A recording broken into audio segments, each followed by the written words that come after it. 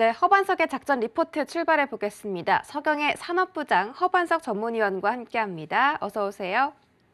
네, 안녕하세요. 네, 반갑습니다.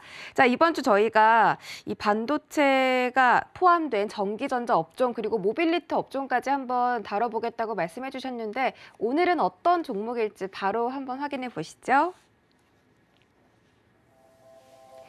네, 반도체 카메라 모듈 디스플레이의 공통점이라고 나와 있습니다. 전기전자 업종 중에서도 수많은 종목들, 관련 종목들이 있는데 그 중에서 반도체 그리고 카메라 모듈, 디스플레이 종목들을 좀 섹터들을 선정을 해주셨습니다. 이 섹터들이 어떤 공통점이 있는지 먼저 들어보도록 할게요.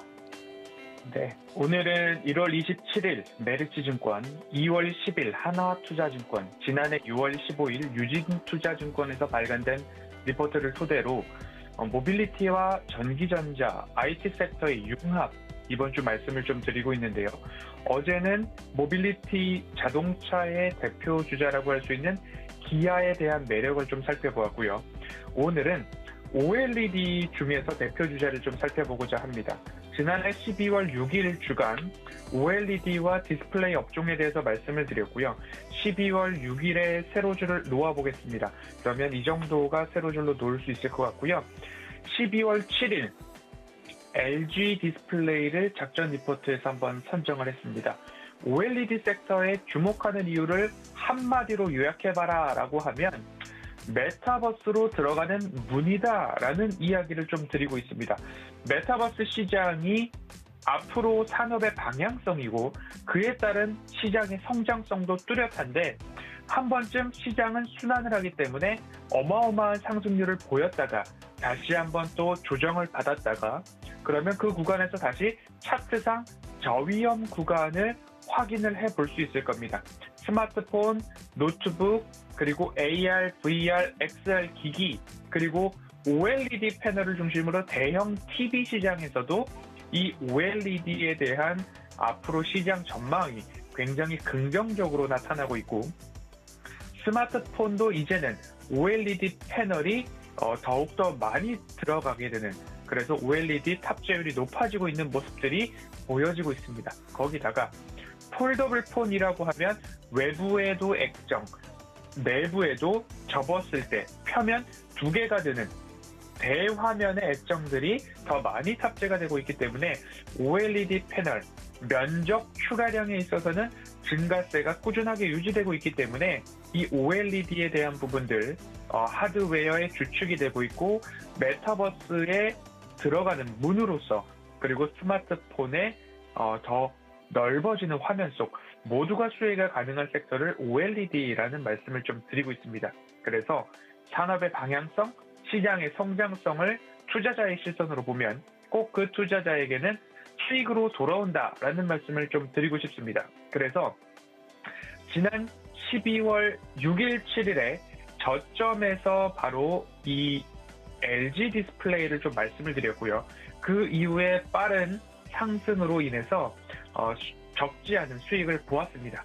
그리고 나서 한참 동안 멀리 두었다가 이제 다시 LG 디스플레이를 가지고 온 이유는 이러한 추세선을 한번 그어볼 수 있을 것 같습니다.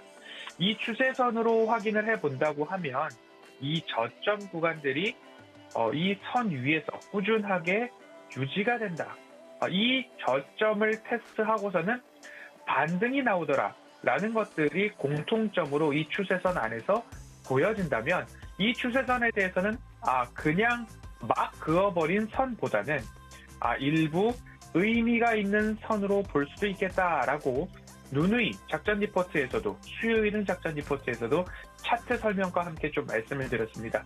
제가 자주 강조드리는 것이 차트상 저위험 구간이기 때문에 급등할 때 너무 고점에서 고밸류 평가 꼬리표를 달고 있는 종목들을 매수하는 것이 다소 위험할 수 있습니다 라는 말씀을 드렸습니다. 왜냐하면 직장인분들도 좀 편안하게 매매를 하실 수 있는 그러한 편안한 매매 안전한 수익을 추구하고 있는 스타일이기 때문에 차트상 저위험 구간에서의 접근이 굉장히 중요하다. 2차전지 소재주도 대표적인 사례죠. 너나 할 것 없이 2차전지 소재주가 다 함께 슈팅할 때 결국엔 이 정도는 오버슈팅에 해당한다라는 이야기를 드리면서 천보와 대주전자재료 이러한 기업들에 있어서 수익 실현을 또 한 적이 있습니다. 지난해 9월 폴더블 폰이 흥행하거나 그리고 지난해 4월부터 자이언트 스텝을 중심으로 메타버스 관련된 업종에서의 추가 상승이 나올 때 결국 차트상 저위험 구간이 아니면 접근하지 않고 누군가가 매도를 할 수 있다라는 관점으로 보셔야 된다라는 말씀을 드렸습니다. 굳이 오버슈팅 구간에서 누군가는 차익 실현을 해 나갈 때 내가 그것을 굳이 거기서 매수를 해야 하는가, 그 안타까운 마음도 좀 드리니까 꼭 차트상 저위험 구간을 좀 보시면 좋겠고, 수요일은 작전 리포트에서는 이 허반석의 모멘텀 체크리스트에 부합하는 종목들을 좀 말씀을 드려봤습니다. 관심 종목에 이 차트상 저위험 구간 해당하는 종목들은 꼭 넣어두시고요. 주가 조정이 충분히 이루어졌을 때 그때 내가 꺼내보아야 할 종목들이 그간 어마어마한 상승을 보였던 종목들을 관심 종목에 모아놨다가 그 기간 동안에 늘 공부를 하시는 겁니다. 이 기업을 장기적으로 가져갈 만한, 될 만한 기업인가에 대한 공부가 끝났다면 그 기업이 차트상 저위험 구간에 올 때까지 기다렸다가 분할로 차곡차곡 모아가는 전략이 계좌를 살찌우는 방법이다라는 말씀을 좀 드렸습니다. 그리고 지난달 27일부터 이 우리나라 지수가 조정을 받을 때마다 말씀을 드렸습니다. 이격도 21선 기준으로 90 이하에서는 반등이 나옵니다라는 말씀을 드렸고요.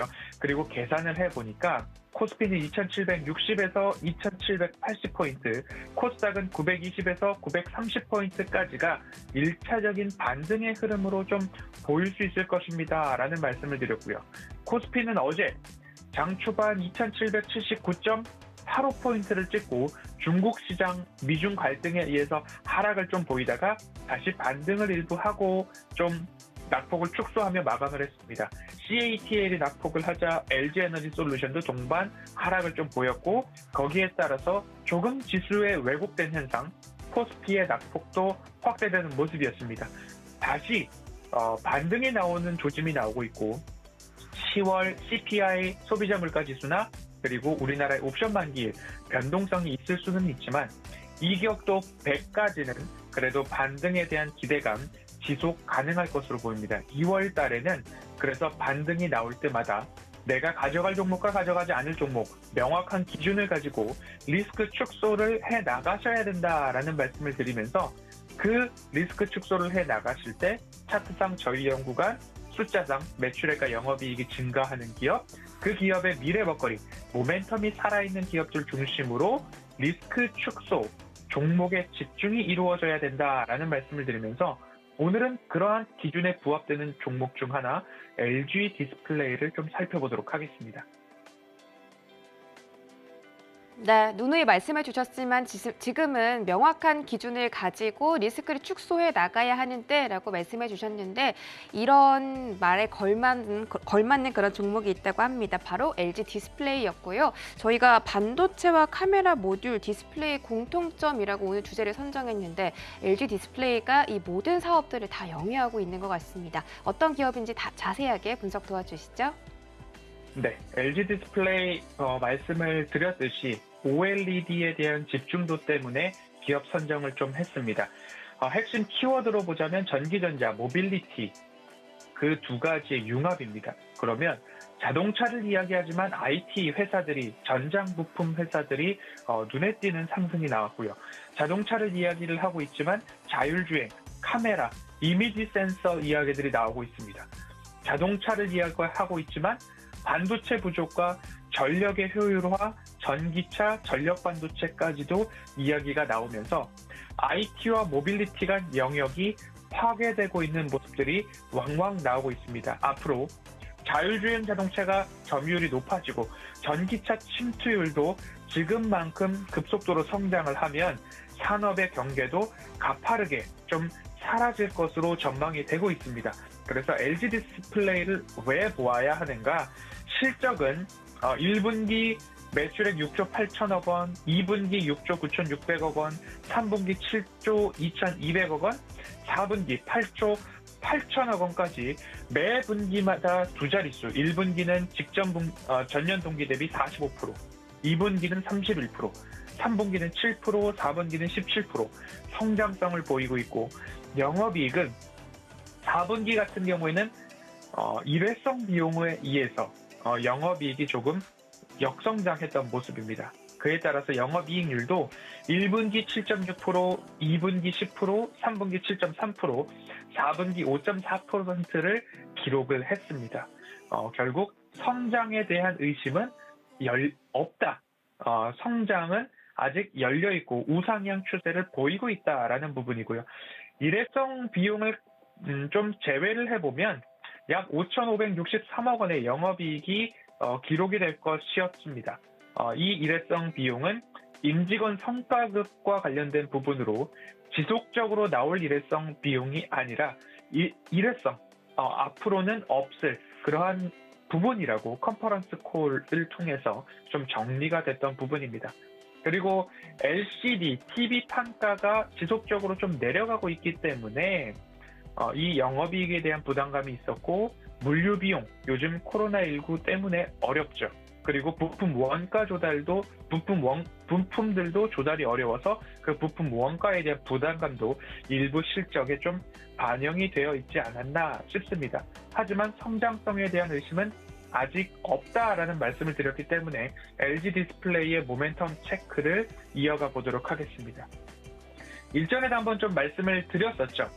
이 삼성전자가 LG 디스플레이로부터 LCD 공급을 받게 된다. 그리고 금액적으로 약 1조 원 정도 되지 않을까라는 그러한 리포트들의 의견들이 나오고 있습니다. 삼성전자 입장에서는 중화권의 LCD 패널 공급 의존도를 낮출 수 있고, 그리고 우리는 LG로부터도 받기 시작했으니까 서로 가격 경쟁, 가격 협상력도 좀 제고가 가능할 것으로 보입니다. LG 디스플레이 입장에서는 금액적으로 1조 원대의 매출이 나오는 것이기 때문에 LCD 패널을 받는 고객 다변화, 그리고 공급 비중 확대에 대한 호재로 작용이 될 수 있습니다. 또 한 가지는 삼성전자가 OLED 패널을 LG 디스플레이를 통해서 좀 공급을 받겠다라는 이야기, 그리고 삼성전자가 QD, 퀀텀 OLED TV를 5월 출시가 보도되고 있었으나 뭔가 공급에 대한 것이 확정되지 않아서 6월쯤 출시될 것으로 보도가 이어지고 있습니다. 그리고 CES 기간 동안 삼성전자 한종희 부회장이 OLED 패널 구매 가능성 다 열어놓고 있다라는 인터뷰가 있었습니다. 그렇기 때문에 삼성전자가 연말 인사 개편 이후에 LG 디스플레이와의 계약 조건들을 조금 더 꼼꼼히 살펴본 뒤 OLED TV 출시는 기정 사실화되지 않을까라는 그런 기대감들을 꾸준히 이어갈 수 있을 것 같습니다. 이러한 모든 것들을 좀 종합해 보았을 때 22년도 연간 매출액은 29조 4천억 원, 연간 영업이익은 1조 8천억 시대를 열게 될 것으로 전망이 되고 있습니다. 그리고 전 사업부문 매출 중 OLED 패널과 관련된 매출 비중이 45%에 이를 것으로 22년도 전망이 나오고 있습니다. 시간이 지날수록 LCD 패널 가격 하락 구간에도 이제는 이익 체력이 확보되어 있는 가장 중요한 포인트 중에 하나는 매출 비중 중에 45%가량을 이제는 OLED가 차지하게 된다. 그러면 기업의 체질이 많이 바뀌었다라고 좀 볼 수 있을 것 같습니다. LCD 판가도 이제 1분기, 올해 1분기 정도면 마무리 국면으로 진입이 될 것으로 예상하기 때문에 이익 체력에 있어서는 추가적인 하락이 좀 닫혀 있다, 끝이 보인다라고 좀 볼 수 있을 것 같습니다. 모빌리티와 IT의 융합에 대해서 꾸준하게 말씀을 드리고 있고요. 그러면 이 본격화되는 전장 부품에 관련된 모멘텀, LG 디스플레이는 어떤 것이 있을까 끝으로 좀 살펴보도록 하겠습니다. 좌측의 사진을 좀 보시면 어떤 모습이냐면 이 자동차 실내입니다. 운전석을 기준으로 뒷자리 헤드레스트에도 액정이 달려있고 계기판이 있고 중앙 센터에 정보를 전달해주는 CID, 센터 인포메이션 디스플레이까지도 보이고요. 조수석과 이제는 사이드 미러라고 부르는 좌우측의 후방에 접근하는 차량을 보는 것이 거울이 아니라 카메라와 디스플레이로 대체되고 있는 모습들이 좀 볼 수 있습니다. 그래서 전장 부품 그리고 전장 디스플레이 하면 LG 디스플레이를 빼놓을 수 없을 것 같습니다. 이 디스플레이, 차량용 OLED 패널 시장, LG 디스플레이의 매출 비중이 95%를 차지하고 있고요. 삼성 디스플레이가 7% 내외, BOE가 1% 미만의 매출 비중을 보이고 있습니다. 결국 차량용 OLED 패널 시장에서는 LG 디스플레이가 독점적인 형태를 좀 띠고 있다라고 보시면 좋을 것 같고요. OLED 패널 출하량도 21년도 802만 대에서 22년도 1083만 대까지 전년 대비 35% 성장성이 전망이 되고 있습니다. 2차 전지 시장이 24년도, 25년도까지 배터리 공급이 수요를 따라가지 못하는 것처럼 이 OLED 패널 관련해서도 삼성전자 포함해서 신규 고객사가 많아지고 있기 때문에 22년도 OLED 패널 공급 부족 현상이 좀 예상이 되고 있습니다. 거기에 더해서 LG그룹은 전장 부품 관련한 사업을 미래 먹거리로 낙점을 해 놓았기 때문에 정리를 해보겠습니다. 내연기관 자동차에 들어가는 반도체량이 300개 정도였는데 전기차로 전환이 되자 반도체가 들어가는 양이 2,000에서 3,000개까지 늘어났습니다. 그리고 OLED 시장도 마찬가지로 스마트폰 화면이 커지고 접었다 폈다 하고 있고 OLED 패널 쪽으로의 시장의 변화가 거의 다 일어났습니다. 그렇기 때문에 이 디스플레이 시장도 성장하고 있고 차량용 OLED 패널 시장도 연평균 19% 이상의 성장성을 보일 것으로 전망이 되고 있기 때문에 반도체는 빗 그로스가 늘어나고 있고 카메라 모듈도 차량 한 대당 탑재되는 대수가 늘어나고 있고 디스플레이는 면적 출하량이 증가하고 있는데 그 중심에는 OLED가 있다라는 말씀을 드리면서 산업의 방향성, 시장의 성장성, 미래 먹거리 모멘텀이 LG 디스플레이는 전장 부품이다라는 말씀을 드리면서 오늘 이 LG 디스플레이, 미래 먹거리는 전장 디스플레이, 그리고 OLED 시장은 여전히 견조하다라는 말씀을 드리겠습니다. 그리고 내일 허반석의 작전 리포트가 잠시 쉬어가는 길목에서 마지막 방송이 준비되고 있습니다. 내일도 전기전자, 모빌리티 업종에서 어떠한 기업을 선정할지 기대해 주시면 감사하겠습니다.